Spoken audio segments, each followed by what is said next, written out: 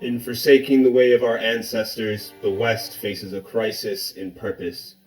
We've chased the falling star so far from the center as to journey across the deep and beyond the wild, to the end of the world which many far too optimistically believe to be a new one. Nothing less than the death of God lays at the bedrock of our culture.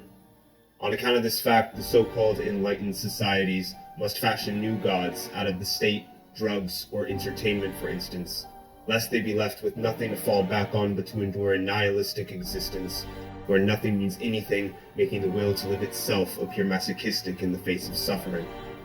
In our arrogant false sense of arrival, now we only dwell in the dark waters by the edge, or retreat to where we came from, which is to say, live adrift without purpose past vapid short-term gratification, resting in consumerism and decadence, or turning back to the Iron Age institutions of our archaic forefathers, only to find meaning in exchange for our blind obedience.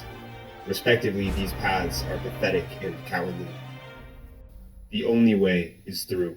The New World possessed people before us whose practices offer connection to our family's most ancient traditions. The original religion found in the direct experience of God.